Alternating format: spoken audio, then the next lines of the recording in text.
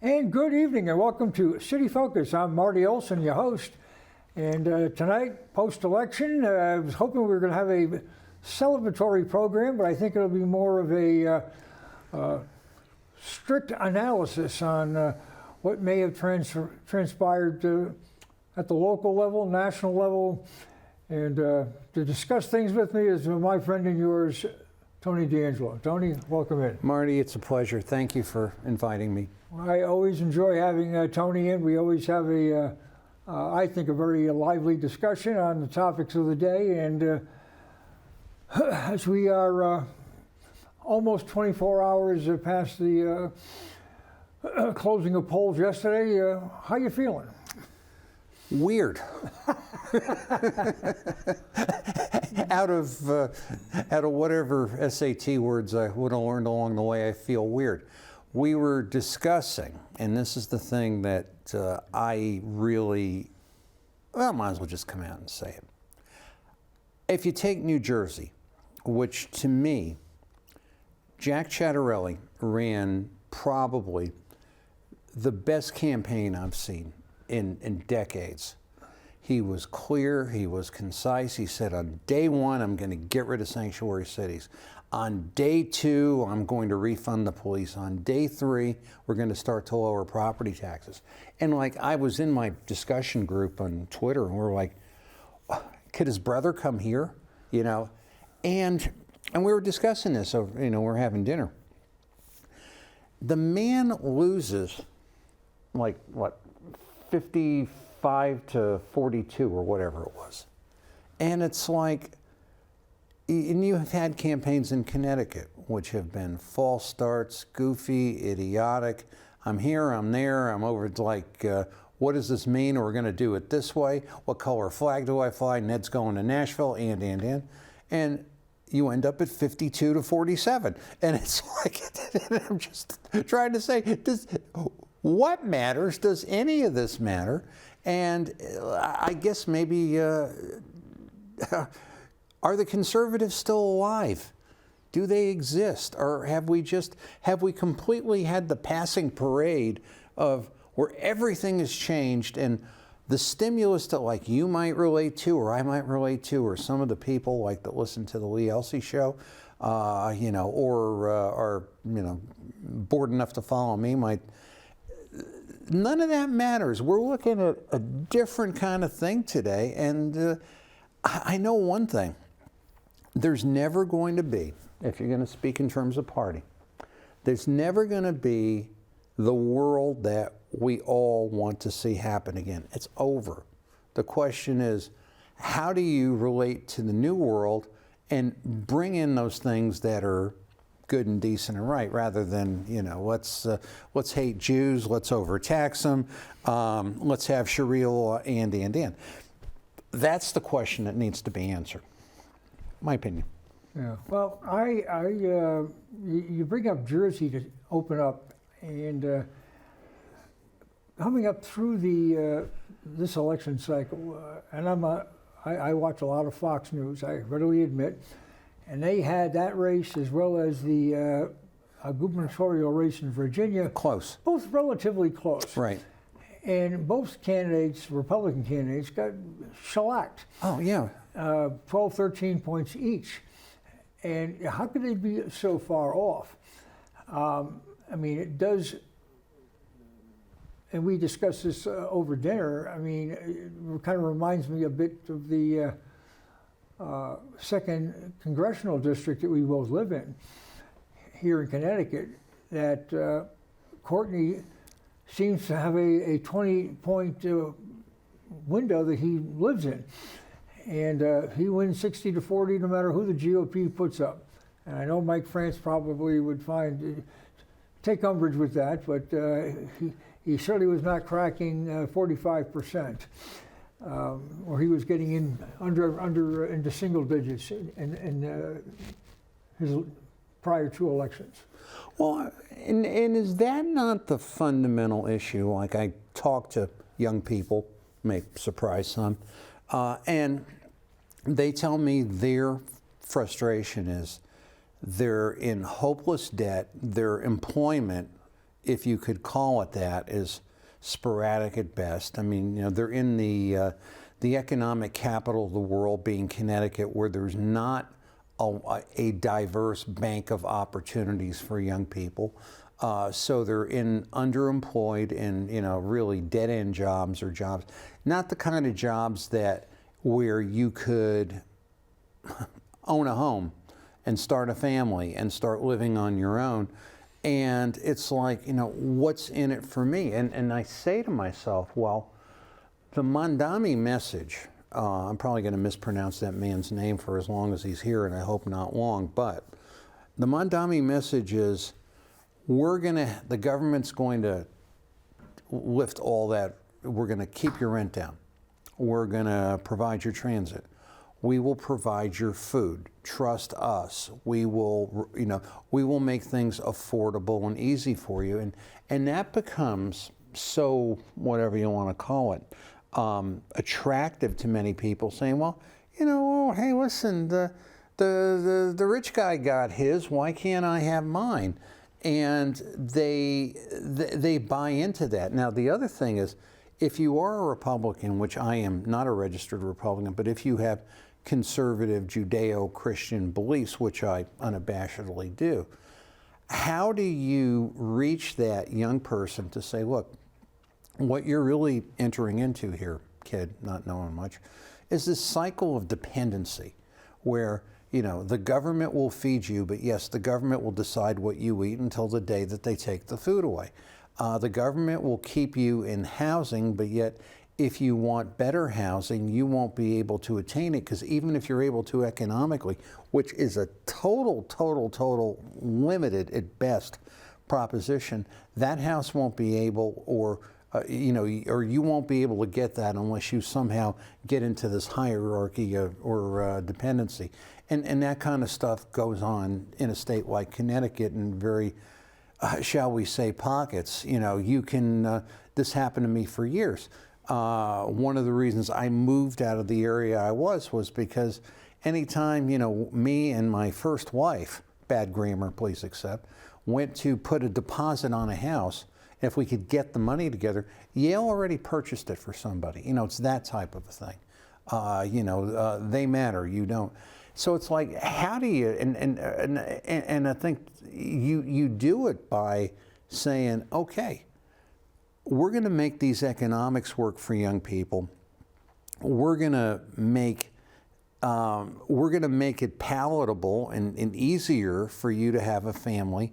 We're going to get rid of things. We're going to make energy cheaper. And of course, when you say you want to make energy cheaper, of course you got to start swearing. You got to start yelling. This is the Trump plan, which is the simplest, best plan I've ever seen. I don't care if you'll love or hate the man, but it's like people would rather overpay for gasoline than say, hey, this guy's got the right idea.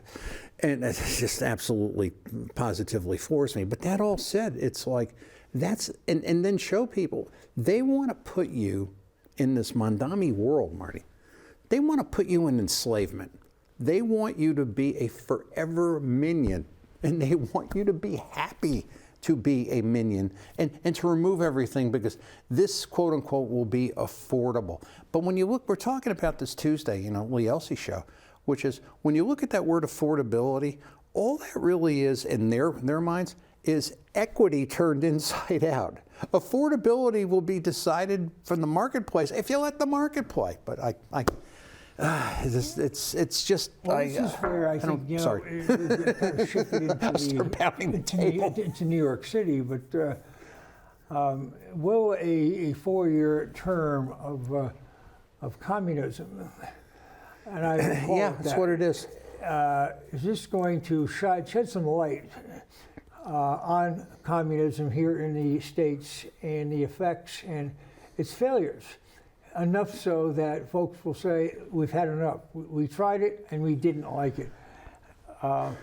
When this young man is discussing free transportation and free, grocery stores and everything's free,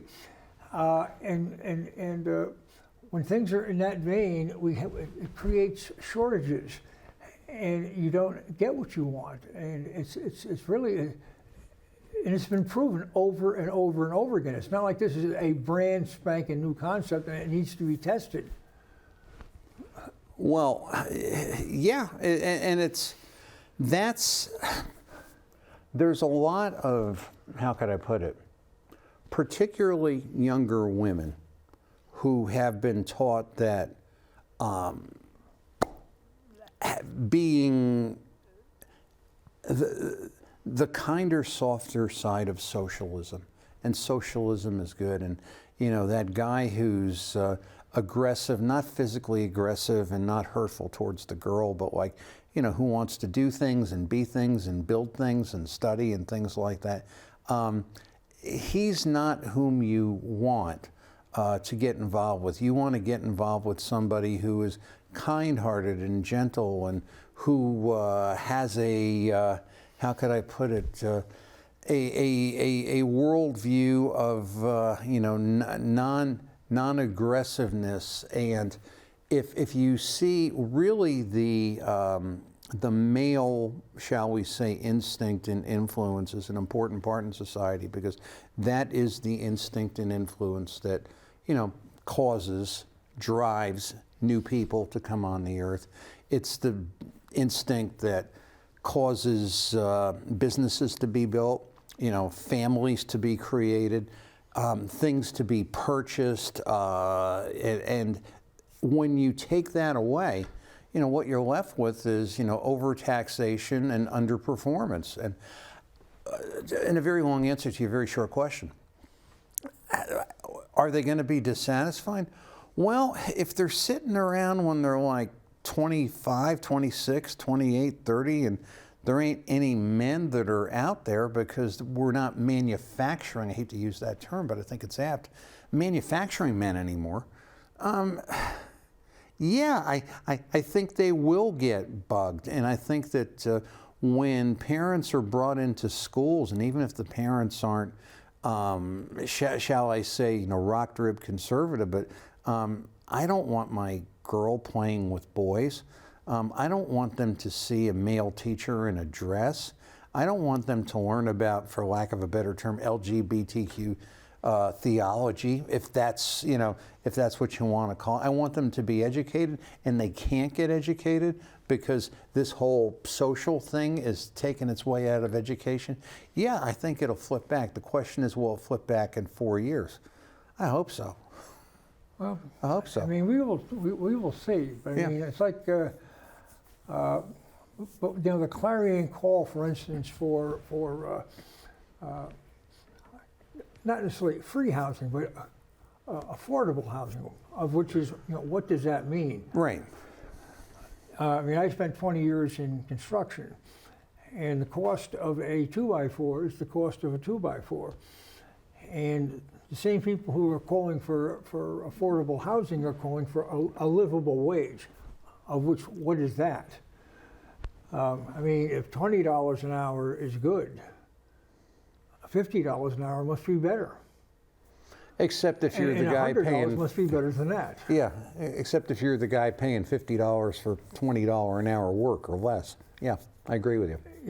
But the point is that, and you can show this graphically very simply in an economics course, is how the supply and demand, and to build this prop behind you here takes so many boards, piece of plywood, and they have a cost per unit, plus the hourly unit cost to put it together.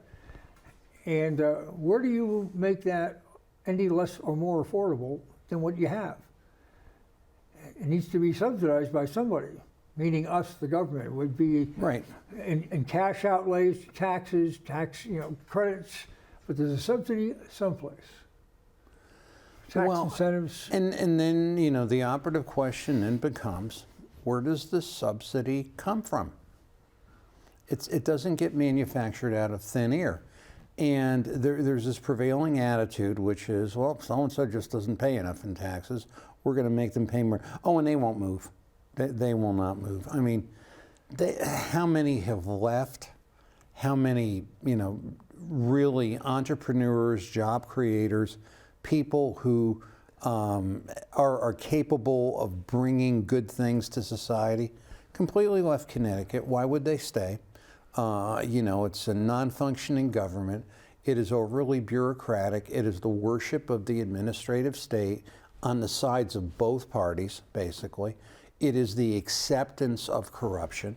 You know, we're talking about that. It's now look, take me, right? You can make a 52-week show, maybe 50 out of 52 weeks if I'm doing Lee's show, or the 30 with Tony video show on Ned Lamont corruption. It's become acceptable. No one challenges it. No one, some of the worst racketeering things I've ever seen in my life, and believe me, I've gone back. I've known the rackets. I've read about the rackets, and I represented a couple of, you know, mob guys going way back, and they were great. They were clean with me. Just like, you know, do the right thing, keep me out of jail, I'm fine. A lot more honest than most politicians, but that all kind of being as it is, it's like, oh, it's okay. Or like we're talking about. I realize we're kind of all over the place. The guy running for Attorney General in Virginia, the highest law officer in the state, that thinks it's perfectly okay to shoot my opponent's kids and kill him. Like this, when did all this become acceptable? And also, at least the people in Virginia had enough, whatever you want to call it, to call the guy for being what it is. If it was Connecticut, they probably wouldn't say a word. It's like, Marty, it's insane. It's absolutely insane. I think in a very long answer to your very short question, we'll never get, people saying they want to get to a certain place are not going to be able to get there unless they look at some very bitter truths and start to look for addressing that young couple and saying, this is why you can't get to where you're getting. This is what you're going to have to do in order to do it. We'll help you, but just so you don't get bollocks by this, these people are they're evil, and they want to keep you, you know, it's, to sound like Joe Biden, they want to throw you all back in chains. That's where they like you. Well, they can control you there. That's right. That's right. And that's what It's a lot absolutely of right. a lot is control. That's not absolutely good right. government or good policy. No, not at all. But it's, so I mean, you know, we started off the show, you know, where are we? I mean, I still feel weird. I don't know how a guy like Chattarelli, who ran probably the best campaign I've seen in decades, played to an empty house. Just, you know, where are the conservatives coming? They went to Florida. Well, you know, I think it's beyond that as well. I mean, if I'm not mistaken, he ran 4 years ago. Yes, he did. And he came within 3 or 4%. Yeah, it was one of those like Bridgeport situations. Hey, we found the ballots over here. Yeah, exactly. And how could he do so well 4 years ago and fall off? his Yeah. campaign 4 years later and have such a significant drop off in support, or his opponent having that much more interest in support in her campaign? But then you get to the, you know, whatever, the questionable side or the dark side.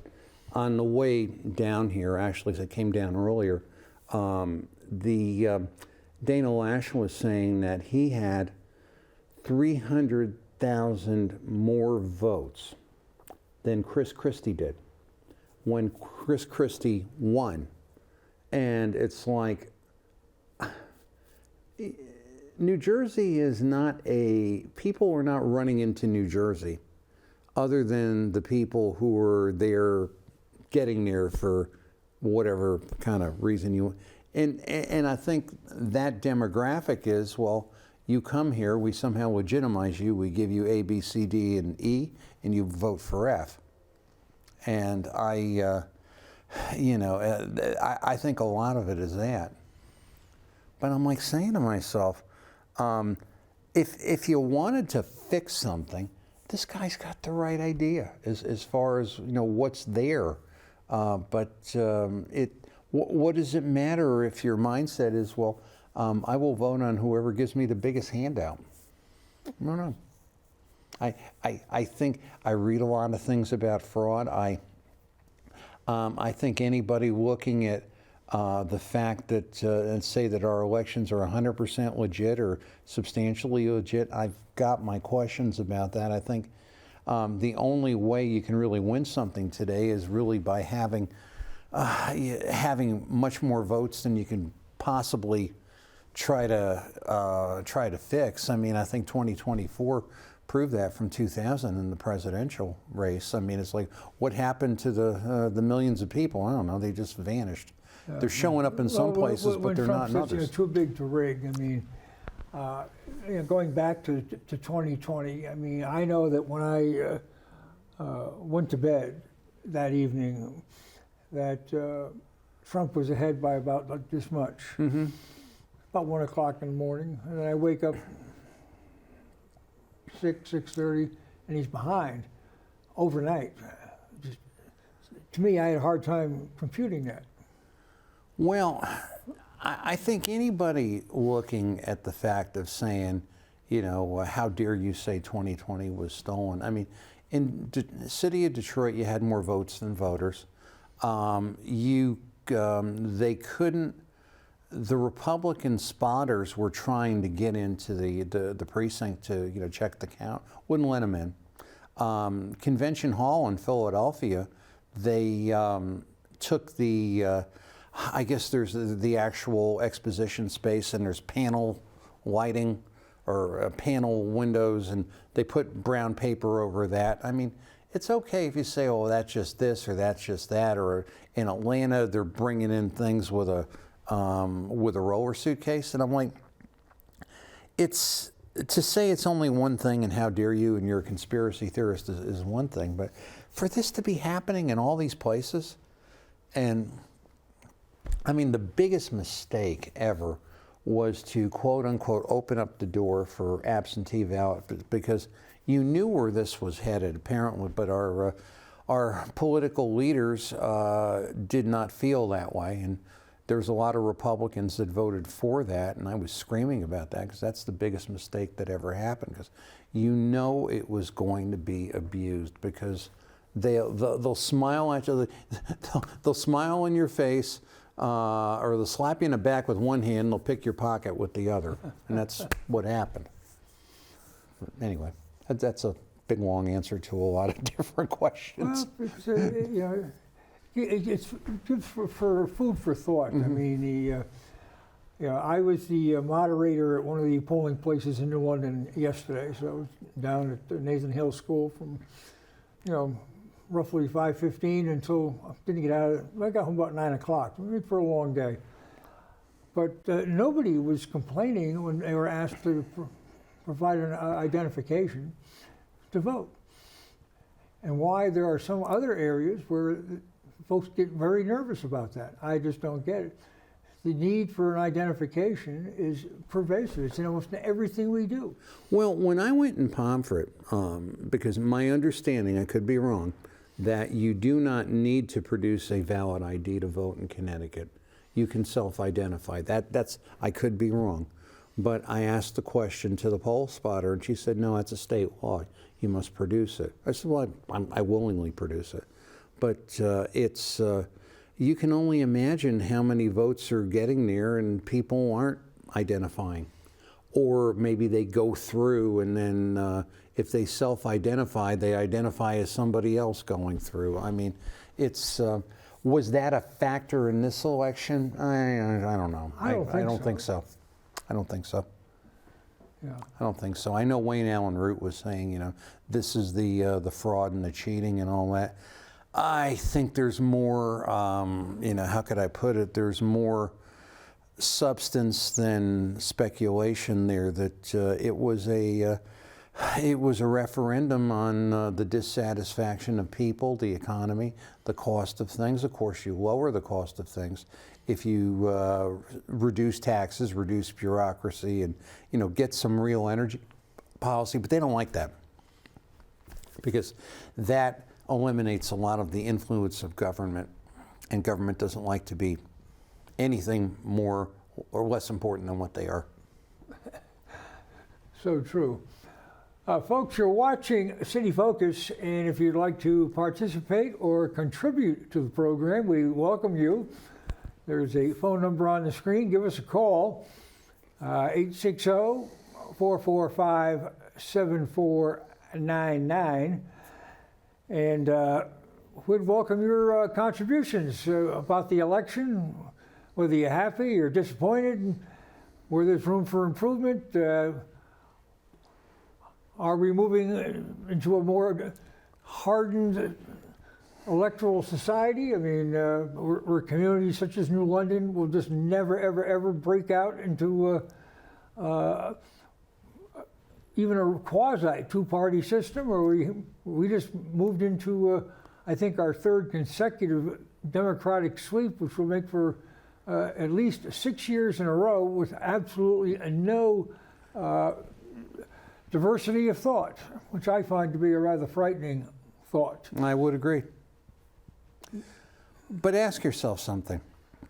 And the Vice President, J.D. Vance, has mentioned this on a number of occasions. Why are minimally 40% of the people in Connecticut are pro-Trump? They like what he does. A lot of them don't say it, but they do go in for reduced property taxes, lower taxes, education in the schools, funding police, being able to secure borders, yeah, just general type normal stuff. And there's no representation in the state for folks that want to do that. I mean, Joe Courtney, if he's thinking about anything at all, some days there's some doubt about that. Certainly for none of that. But yet he represents a lot of working people, a lot of homeowners, and a lot of people that don't agree with what he's doing, me being one. And there's no voice for them, and that's I don't know how you keep America if you keep doing that, because if you take Mondami, I'm trying to think. I meant to do this and I didn't.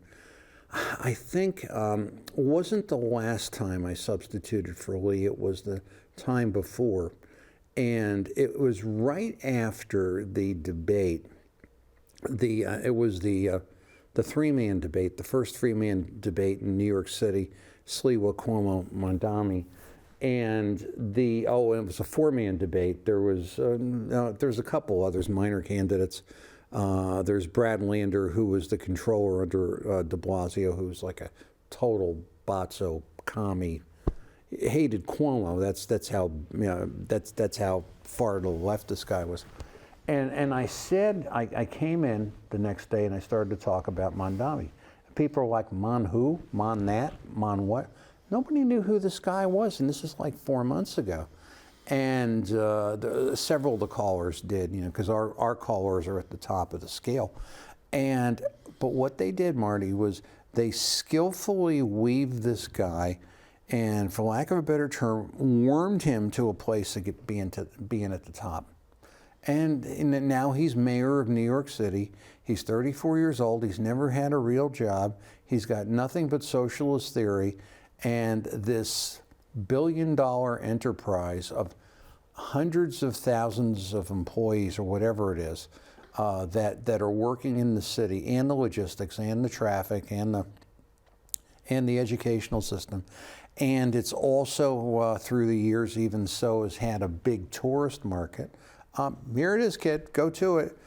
Do all your socialist magic. And it's just like, how did he get there beyond any sense of logic, reason, or anything? I mean, Andrew Cuomo was saying, This is like the entirely. This has no semblance of anything.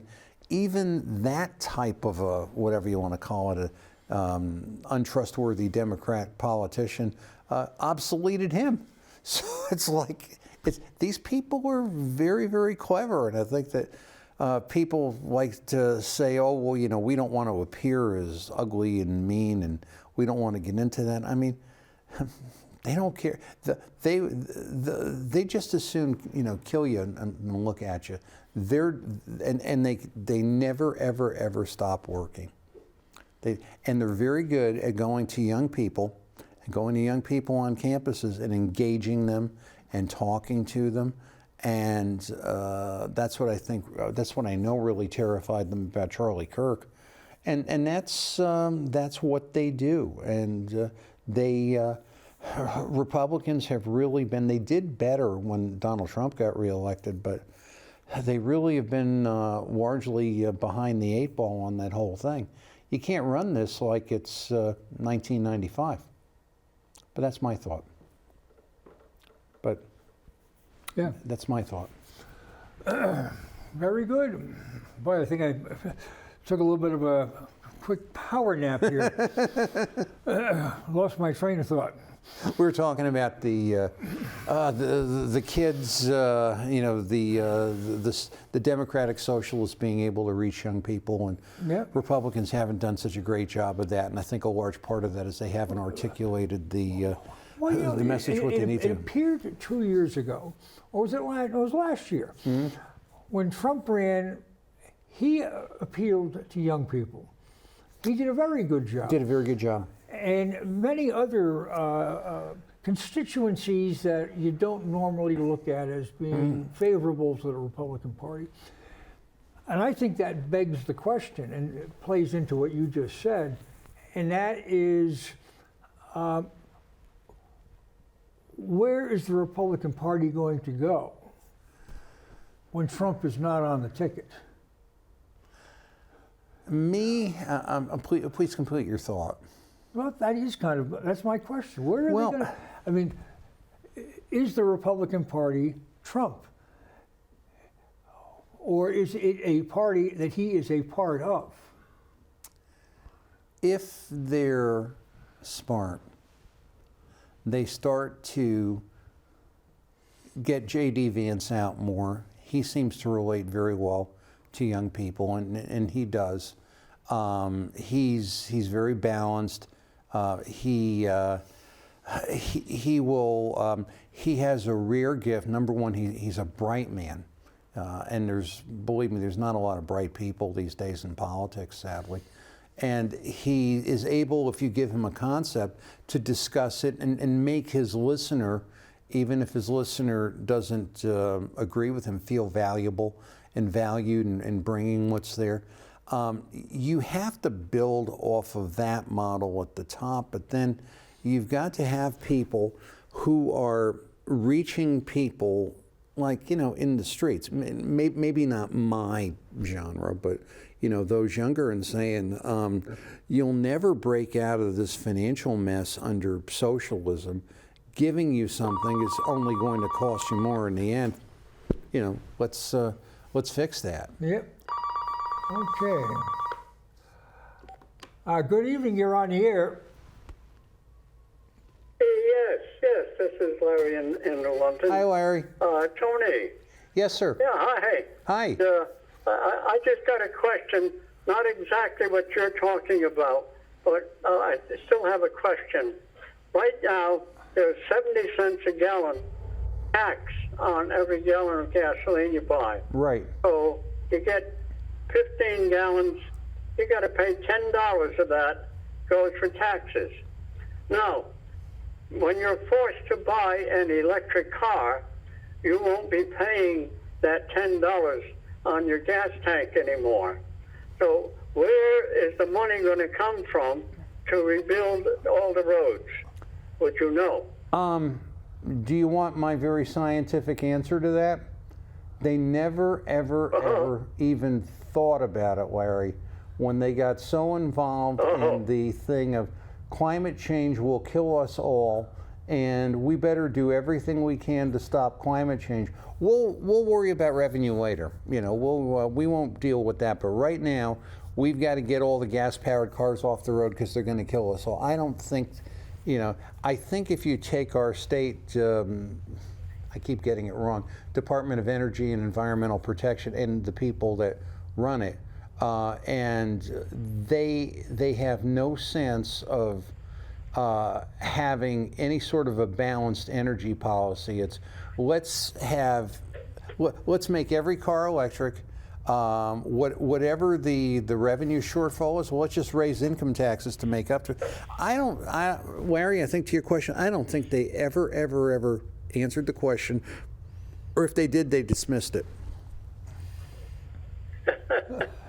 My opinion. Well, I do have kind of an answer, but Well, what do you got for us, going Larry? off on yes.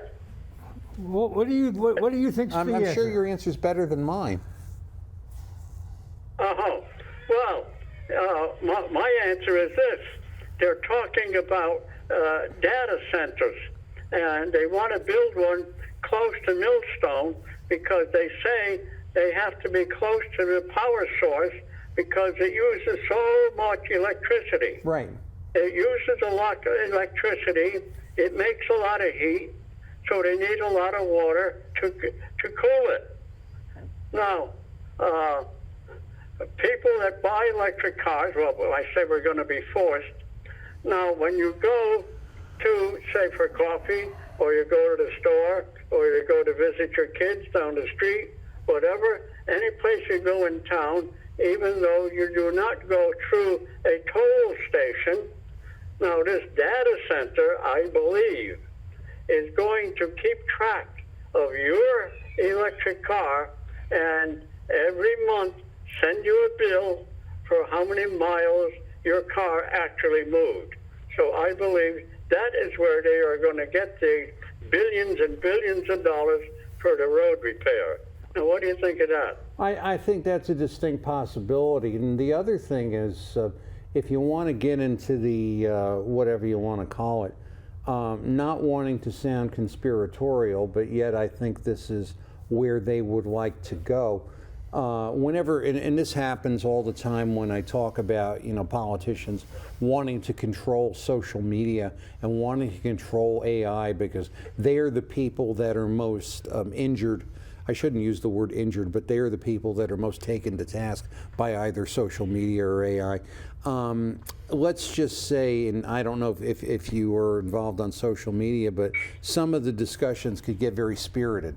And some of them can get very angry, and some of them can get very obscene. So let's just say you're having this fight with somebody who is entirely opposed to what you're doing one night, and this person says, well, you know, Larry, you're some kind of an animal. I'm going to report you to the, the social media ministers. And Marty's looking at me like I'm weird. This is going on right now in Great Britain. And it's like, and the social, true. Yeah, and the social media ministers will say, Larry, you're really kind of an unstable nut. I think I'm going to shut down your car for a few days. It's like, that's what that, and believe me, if you don't think they're not thinking about that, you bet your bird they're thinking about that. So it's but I think fundamentally, when you get to quote unquote data centers and people say, yeah, well, you know, it's should it be here, should it be there? I mean, we've got so much wreckage in property in this state. You can put, you know, you don't have to build things in as much to, you know, you can find something and some better use for it. You have to ask yourself why you'd want to do such a thing in Connecticut. But that all being is this, you need incredibly cheap energy to run a data center.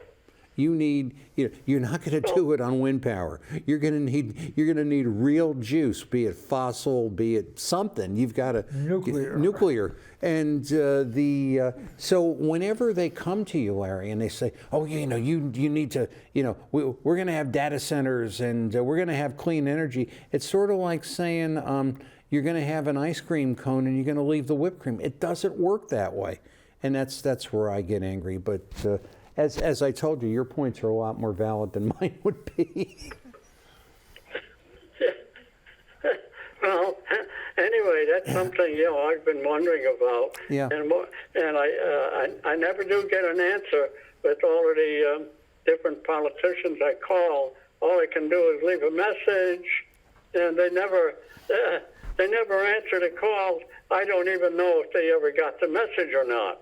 It's kind of frustrating from this end when I can ask questions and not get any answers.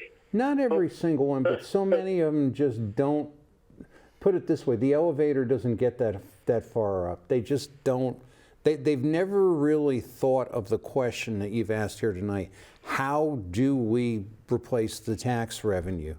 And the whole thing in Connecticut for years and years is, we'll get the thing up and then we'll decide what we do with it. And when you have all these, for lack of a better term, underutilized and wasted or projects that didn't have to be there, that's how they all got there. All of them are bonded, all of them are debted. Those bills are going to come due.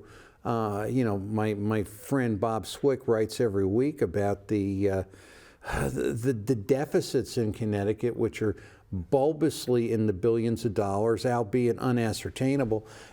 Connecticut political parties will never tell you about that. Yankee Institute will never tell you about that. They'll talk about the fiscal guardrails. The fiscal guardrails do have some value, but as far as quote unquote the debt bomb that's going to hit the state at some point, nobody's saying a word. So that's all part of the thing of you've managed to avoid it for this long, but you can't avoid it forever. Larry, before we move on here, I wanted to ask you if you are you tickled with the results in London last night? Torture tickled. Well, I haven't had a chance to talk to you, Marty, but right this minute, I'm not in the very best shape. I've had that miracle eye operation in Boston, back in June. But this last visit up to Boston, I caught that Fauci disease. So back here, I had to go in the hospital for a week, and I've been two and a half weeks now recuperating more or less. But I lost all of my eyesight. So tomorrow morning, I have to go back up to Boston. Hopefully they'll find something, but I really don't know. So I say my miracle eye operation. Have you ever heard of an artificial cornea to replace the cornea, in my eye, and I was beginning to see the first couple of trips, Boston and back. I could see the traffic, and every day was, I guess, a little bit better. But like I said, that last visit up there, I caught the disease, and it knocked it out of me for a while. Like now, I can't see the TV at all. In fact, I can't even see my telephone, so I can't even raise the volume on it. But no, you're still sharp between the ears, Larry. Yeah. That's the important thing. And I pray all works out for you. Yeah, well,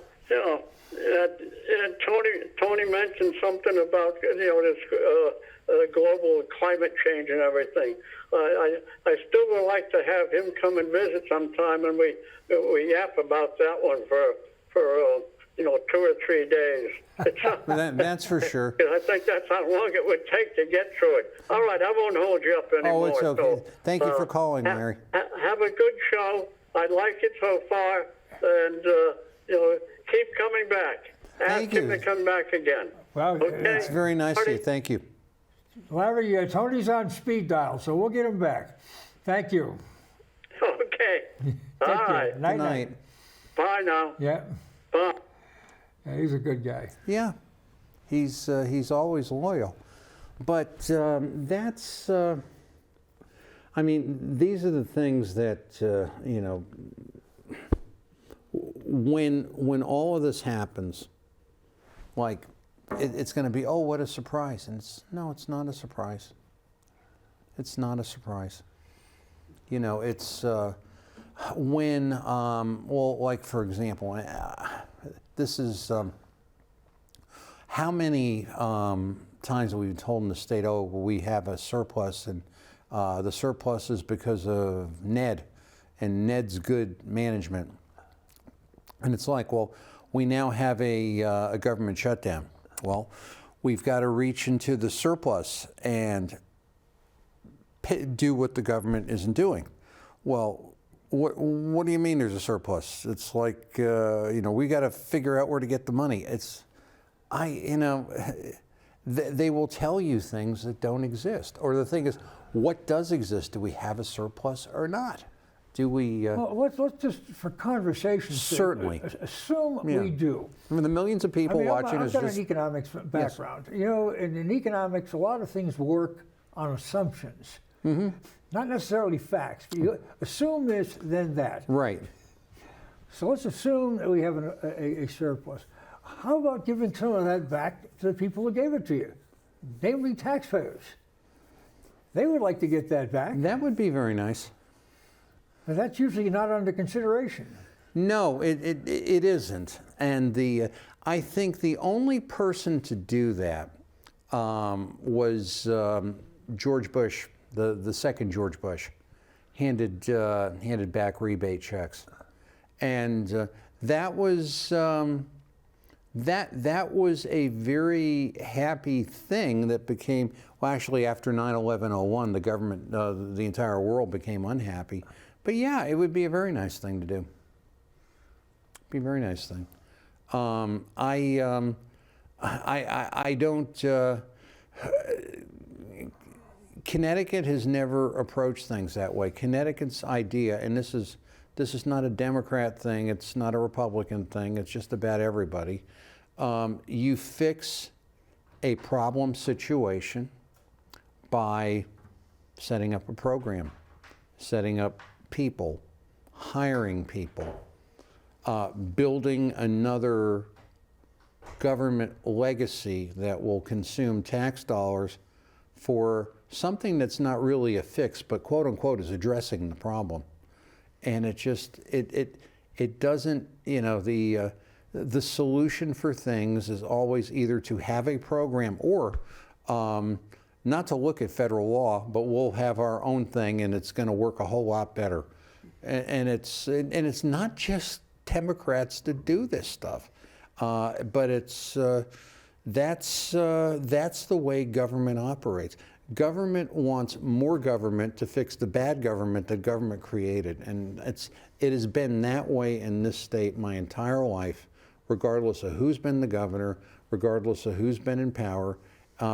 We've never seen that, whatever you want to call it, an efficient government working to create a powerful society or a society growing. We've always sort of looked at it that, well, the people that are out there, we're going to be the government and support them, but in turn, they're supporting us and we're getting bigger, and that's the fundamental part of the problem, forever and ever. Well, I mean, from my observation, and I've been involved in politics for yes, you have for a number of years, is that I mean, the Democrats, they don't even discuss cutting. I mean, bigger government is their mantra. Republicans will discuss it, and when they get into power, they spend just as freely as the Democrats do. Generally speaking, but it's good spending. It's good spending. We're spending it the right way, yeah. At all levels. So it's not like they are savants on savings.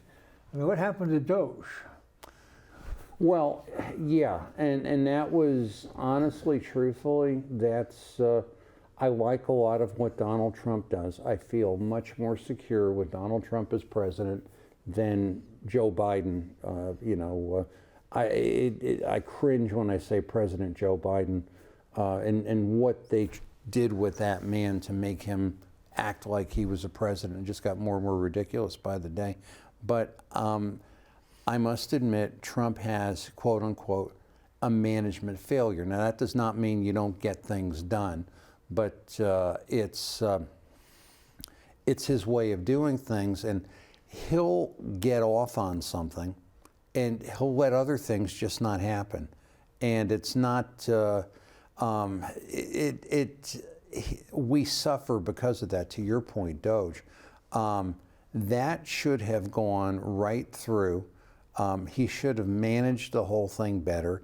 He should have had Musk on a much tighter leash, and he never should have let Ramaswamy get away. That was a huge mistake, because Ramaswamy, that kid would come on and say, "This is what we're going to do to remake the administrative state. This is going to consolidate this. This is going to go to there." It's like, well, I'm now going to run for governor of Ohio. Well, I don't think that was, quote unquote, his first choice. I think he was sensing the friction, and again, that comes to, leadership. Yeah, that was unfortunate because he's a great guy. Incredible. I enjoy him. Incredible. And he had it. He had the idea, and I mean, offensively to the establishment Republicans. I mean, the Blimp Christie called him a walking chat GPT, but he had the right idea, and not having him hurt. And that's to your point, Doge. It's like, yeah, we're going to see. I do think we'll see another Doge, but you know what it's going to be? It's going to be an outgrowth of the extended shutdown, where Russell Vogt, ONB, is going to say, that's out, that's out, that's out. We can't pay for it anymore. And that's how it'll get done.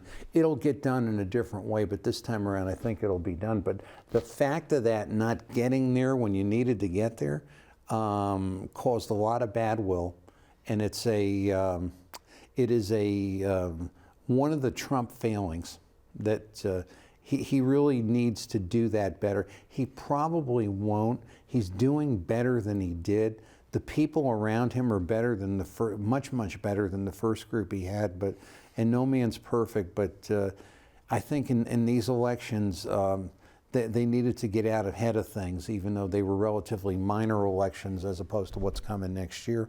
And it showed. Yeah. It showed. Well, our time is coming up to the really witching hour fast, here. yeah. We're at 49 of 50. Any closing quick notes? Well, thank you for having me. All being well, and God blessing. We'll have to come back. I hope we gave the folks a good show. Let me know, let Marty know if you like what you've seen or you don't like what you've seen. And it's my pleasure to be here tonight and be here before you. Well, it's always a pleasure to have you. Thank you. And the program will be available, I think, tomorrow on YouTube. So once it's up there, it's there forever. You can get Tony and I and our discussion at your leisure at Marty Olsen, City Focus, SEC-TV. So go to YouTube, and we'll see you again next week on City Focus.